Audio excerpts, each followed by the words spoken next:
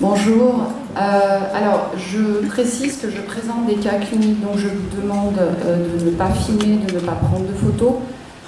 Je compte sur vous, il y a du matériel clinique et la dernière vidéo, la patiente a accepté de témoigner non floutée parce que pour elle, c'est important de faire passer le message de ce que c'est qu'un trouble dissociatif de l'identité, qu'on peut, on peut guérir. Et elle veut donner du sens à son histoire que vous allez voir extrêmement douloureuse. Donc je compte sur vous, c'est vraiment important pour moi parce qu'elle me fait confiance et donc elle vous fait confiance. Donc je vais vous parler de troubles dissociatifs de l'identité et psychoéducation. Je suis désolée, je suis un peu nerveuse, ça va passer. Donc, juste pour que vous compreniez comment j'organise mon travail, je m'appuie sur la thérapie en 3 phases de Janet.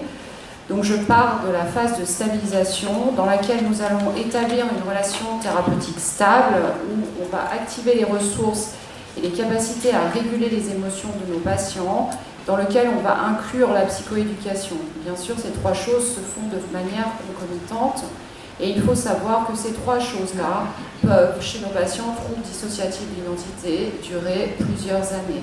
D'accord ? Ce n'est qu'une fois que cette stabilisation est là, c'est-à-dire que le patient est capable de réguler son corps tout seul, aura moins d'amnésie dans la vie quotidienne et est capable de parler de ses traumatismes sans trop être activé, que nous pourrons passer à la phase de confrontation au trauma. Personnellement, je suis formée à l'EMDR, je suis superviseure et formatrice, et je m'appuie sur ça pour travailler sur les traumatismes. Et ça va impliquer une intégration et un accompagnement au changement. Néanmoins, ce que j'ai pu, moi, observer dans ma clinique avec cette patiente que j'ai renommée Marie, c'est qu'on a pu voir de l'intégration simplement grâce à la psychoéducation, à toute cette première phase, sans encore avoir confronté les traumatismes. Alors, j'aurais pu aussi appeler ça éducation thérapeutique des patients, parce que comme vous le savez, l'ETP débute en 1922 auprès de patients diabétiques. Aujourd'hui, cette efficacité est prouvée en somatique et en psychiatrie, notamment avec des patients qui souffrent de schizophrénie, des troubles bipolaires, des troubles de la dépression. Et moi, ce que j'espère, c'est qu'on va créer ça pour les troubles dissociatifs. Depuis 2009, l'ETP est rentré dans la loi Hôpital Patient Santé Territoire et cette gestion est confiée à l'ARS. Donc, qu'est-ce que j'entends moi par psychoéducation? C'est une intervention didactique et thérapeutique qui va transmettre des informations à nos patients et à leurs proches, nommer et appréhender le trouble, ce qui va entraîner un empowerment, ou autrement dit, l'autonomisation du patient. Alors, qui est Marie? La psychothérapie a débuté lorsqu'elle avait 28 ans, je l'ai suivie pendant 9 ans, au départ 2 fois 1h30 par semaine, puis 1h30 par semaine, puis 1 heure par semaine, puis 1 heure tous les 15 jours, grosso modo. Mais les 3 premières années, je la voyais au minimum 3 heures par semaine. Elle est orientée à l'époque par la psychologue qui la suit depuis 4 ans pour faire une psychothérapie EMDR suite à des viols en réunion quasi quotidiens de ses 11 à 14 ans. C'est de ça dont elle se souvient quand elle arrive chez moi. Elle est éducatrice, paxée depuis 2010. C'est la deuxième d'une fratrie de 3, de parents mariés, encore en vie. C'est une famille de catégorie socio-professionnelle favorisée. Il faut savoir qu'à sa connaissance, le reste de la fratrie n'est pas victime directe des parents, car ce que vous allez voir, c'est que grâce à la psychoéducation, il y a eu des levées d'amnésie qui se sont faites. Donc les traumas qui sont découverts au cours de la psychothérapie, il y a de l'inceste paternel et on ne sait pas exactement à quel âge ça débute, mais on imagine bébé, parce qu'elle a des parts émotionnelles qui sont des bébés. Elle a été prostituée par la mère, mais la mère était le bras armé du père, donc elle a été mise dans un réseau pédocriminel et elle a également vécu de l'inceste maternel de l'âge de 4 à 10 ans. Sa symptomatologie, comme vous pouvez l'imaginer, est extrêmement lourde. Elle a un TDI. Elle a également une paralysie fonctionnelle des jambes depuis l'âge de 18 ans, ce qu'on aurait appelé autrefois une conversion hystérique. Un trouble d'utilisation de substances, un trouble dépressif caractérisé avec idéation suicidaire. Elle a de multiples phobies. Elle a des comportements sexuels à risque. Elle a des comportements d'automutilation. Elle a un TCA. Elle a des troubles du sommeil, elle a un trouble d'énurésie nocturne primaire, elle est obèse et elle a évidemment un attachement non résolu. L'accompagnement que j'ai mis en place, parce que je n'ai pas fait ça toute seule, heureusement, elle a été suivie par un psychiatre, elle a été également en psychothérapie de couple et elle a été hospitalisée plusieurs fois par rapport à ses addictions.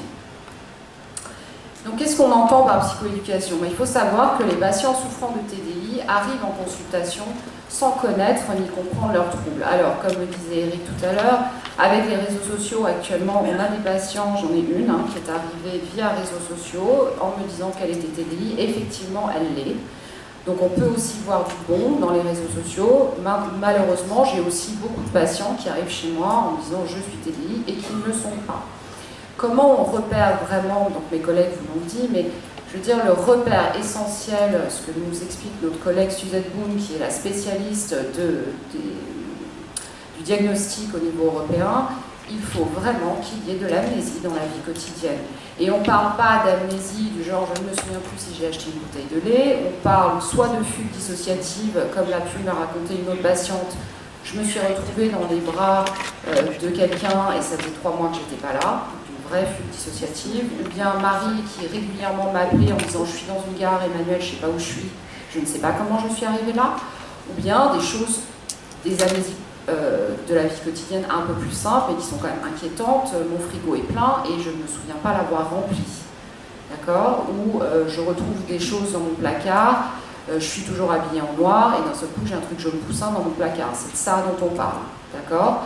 Plus de l'amnésie par rapport aux souvenirs traumatiques. Et c'est le propre du TDI, c'est-à-dire que si le patient ne se souvient pas, c'est qu'il a de très bonnes raisons de ne pas se souvenir. Et pourquoi on ne veut pas travailler sur les traumatismes trop tôt? C'est parce que vous risquez une levée d'amnésie et une décompensation. La psychoéducation, ça implique quoi au départ? Alors vous allez me dire, mais comment on fait pour faire de la psychoéducation sans parler du contenu? Eh bien, on ne parle pas du contenu, on parle des conséquences. C'est-à-dire, on dit, on sait qu'il vous est arrivé quelque chose, et qu'est-ce que ça provoque aujourd'hui dans votre vie? Donc on va nommer quand même l'étiologie du trouble sur laquelle je ne vais pas revenir puisque mes collègues l'ont très bien fait, mais on va leur expliquer qu'il leur est arrivé quelque chose. Et ça les rassure beaucoup parce qu'ils ne comprennent vraiment pas leur comportement et souvent ils n'ont jamais osé en parler. C'est ce que Marie m'a expliqué. Donc, si je fais en très court, Marie a été vue par des psychologues et des psychiatres à partir de l'âge de 5 ans. Oui, 6 ans, pardon. 6 ans, pourquoi? Parce qu'elle souffrait d'énurésie et puis elle a commencé à appeler son père monsieur. Donc on voit que le TDI est déjà inscrit et elle a été suivie par des psychiatres, elle a été hospitalisée plusieurs fois pour tentative de suicide et jamais le diagnostic n'a été posé. Elle a même été vue par le juge pour enfants, alors elle a des flashs par rapport à ça mais elle n'a pas vraiment de contenu. Et en tous les cas, rien de ce qui se passait dans la famille n'a jamais été dévoilé. Parce qu'elle n'osait pas dire, elle n'avait pas le droit de dire, évidemment, et puis surtout, elle ne se souvenait pas, d'accord? C'est organisé de telle manière. Donc, ce que vous a expliqué Laurence, c'est-à-dire qu'en fait, la partie apparemment normale, que maintenant on appelle plutôt la partie qui fonctionne dans la vie quotidienne, est là pour que la personne puisse continuer à avancer, à grandir, à faire des études, éventuellement à se marier, à avoir des enfants. Donc, vous pouvez avoir une partie qui va ma Marie, elle avait celle qui travaille, celle qui est dans la relation amoureuse, celle qui gère la vie sociale, et puis vous allez avoir les parties émotionnelles qui sont aussi des parties qui sont leur principale caractéristique, c'est qu'elles sont bloquées au temps du trauma et que si vous leur demandez en quelle année sommes-nous, elles sont capables de vous dire on est en 1990, d'accord? Ou elles sont bloquées dans des systèmes d'action, fuite, sidération, soumission, effondrement. Donc la nouvelle TDI que j'ai fait régulièrement des CNEP, donc des... Bon, alors je passe. Donc je fais de l'éducation thérapeutique sur le trauma. Je vais leur expliquer ce que c'est que la dissociation et découvrir les déclencheurs et leurs réactions face à ceci. Donc l'étiologie, je ne reviens pas dessus, hein, on est d'accord, c'est des agressions dans les premières années de vie. C'est en lien direct ou indirect avec des figures d'attachement. Indirect dans le sens, peut-être que la patiente, ça peut se passer ailleurs, chez la nounou, d'autres choses. Et les parents ont des troubles psychiatriques qui fait qu'ils ne voient rien. Personnellement, ce que moi j'ai, j'en ai pas beaucoup, j'en ai 3, c'est déjà pas mal, les traumatismes sont au sein de la famille. Donc, on va redéfinir ce que c'est qu'un trauma et rappeler ce qui est interdit par la loi, ce qui peut vous sembler évident à vous, mais ne l'est pas pour eux, d'accord? On parle du concept du trauma, mais on ne parle pas du contenu. Et je vous rappelle que le TDI implique des amnésies pardon, des amnésies du passé, des amnésies dans la vie quotidienne. Je vais leur expliquer ce que c'est que la dissociation, parce qu'ils ne savent pas, d'accord, ils ne comprennent pas.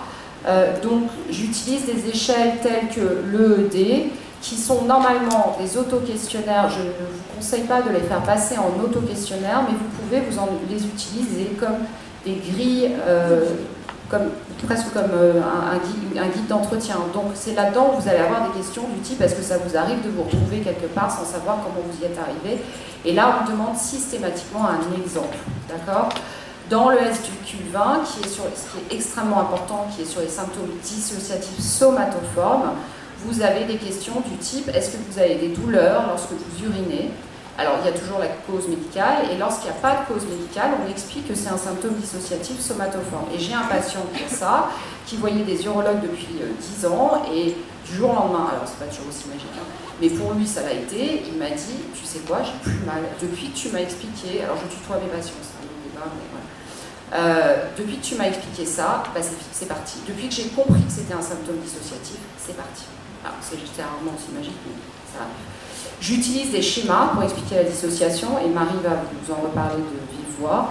Je rappelle qu'entendre des voix n'implique pas forcément une psychose ou une schizophrénie, c'est vraiment important de le rappeler. Et c'est important de leur expliquer les amnésies de la vie quotidienne et du passé. Et pour comment on fait, on leur apprend à... parce qu'ils ne comprennent pas pourquoi, quand, comment ils switchent donc, entre les différentes parties de la personnalité. Donc en fait, vous allez avoir des amnésies dans la vie quotidienne, mais eux, ils ne comprennent pas pourquoi ils ont des amnésies. Donc l'urgence, s'il y a un switch, dites-vous, c'est simple, c'est qu'il y a un déclencheur. Donc l'urgence pour eux, c'est de noter leur déclencheur. S'ils n'arrivent pas à noter leur déclencheur, je leur dis, ok, notez quand vous avez switché. Du coup, quand telle partie a pris le contrôle exécutif, on va arriver en marche arrière à trouver le déclencheur. Si on n'arrive pas à trouver ça, on va chercher l'amnésie du quotidien, donc on va trouver le switch, donc on va trouver le déclencheur. En fait, vous donnez des enquêteurs. La TDSP, donc je ne reviens pas dessus puisque ça a été expliqué, mais en simple, un trouble, une dissociation primaire, vous avez une panne et une PE, donc une partie qui fonctionne dans la vie quotidienne et une partie qui est bloquée au temps du trauma.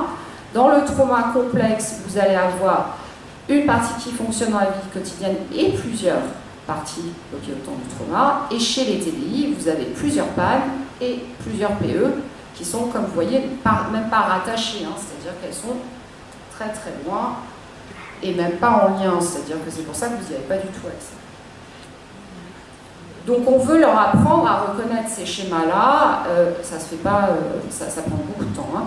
Dessiner, je vais vous montrer quelques dessins, selon moi, ça permet vraiment de formaliser et d'expliciter et concrétiser le monde intérieur. Du coup, il y a un peu moins de phobie, parce qu'il y a beaucoup de phobie entre les différentes parties de la personnalité, et nous, on est là pour explorer ça et favoriser la communication entre les différentes parties, et puis leur apprendre à être ensemble, en même temps, dans le corps, ce qu'on va appeler de la coprésence. Il faut faire attention à explorer sans provoquer plus de dissociation, d'accord, et adapter votre vocabulaire à l'âge de la partie que vous avez en face de vous. Parce que si d'un seul coup vous êtes face à une petite fille de 4 ans, vous n'allez pas lui parler comme je suis en train de vous parler là maintenant. Et vous allez... alors, là, je vous montre un dessin, juste très rapidement, de Marie, après 4 ans de psychothérapie quand même, donc vous voyez que ça... Voilà, et tout ce qui est... les chiffres juste correspondent à l'ordre dans lequel elle les dessine. Et vous voyez qu'en fait, il n'y a qu'une panne, c'est là, elle en avait 5 au départ, mais là, il n'y en a plus qu'une ici, et la panne, je dirais, principale, qu'elle appelle moi, mais qu'elle dessine en dernier. Et vous voyez qu'il y a quand même beaucoup, tout le reste, c'est des parts émotionnelles, hein, il y en a beaucoup. Là, vous voyez un dessin, donc elle dit qu'elle a, après 7 ans de thérapie, elle dit qu'elle a 4 ans au moment où elle dessine ça, mais ceux qui travaillent avec les enfants voient bien que ça c'est des bonhommes têtards, hein, donc on est plutôt dans 2 ans et demi, 3 ans selon moi, et elle arrive à l'oral à me dire qui est qui et qui fait quoi. Là, dites-vous que c'est au bout de 4 ans de thérapie, donc beaucoup de travail. Là, je vous ai résumé en 1 minute et demie ce qui se passait en 1 heure et demie de séance. Et je vous assure qu'au début, les switches étaient beaucoup plus importants et elle était incapable de rappeler une partie comme je lui demande de le faire là. Alors aujourd'hui, elle a marché, elle a marché, c'est pas le marché, elle a fait de la rééducation pour la marche au bout de 18 mois, et là j'insiste sur le fait que je n'avais fait que de la psychoéducation, que je n'avais pas travaillé les traumatismes, et en fait ça a levé l'amnésie par rapport à l'inceste paternel, et aujourd'hui elle marche, comme vous et moi. Elle a arrêté tous les médicaments. Donc dans la vidéo que vous allez voir juste après, au début elle est encore assez psychiatrisée. Elle a été vraiment, pendant la pandémie, elle a été enfermée pendant 2 mois, enfin presque 2 ans chez elle. Là, au jour d'aujourd'hui où je vous parle, puisque je fais la dernière séance avec elle fin décembre, elle n'a plus rien à part le Subutex, mais qu'elle oublie un jour sur 2, donc elle est en train de négocier pour l'arrêter. Parce que surtout que c'est certainement une de ses parties qui consommait et pas elle. Donc elle a été droguée très jeune dans ce réseau pédocriminel, ce qui explique aussi. Il n'y a plus de comorbidité, sauf le TCA et l'obésité, mais qui est en progrès. Et aujourd'hui, elle n'a plus que ce qu'elle appelle, elle, l'adulte, une panne et une dizaine de PE.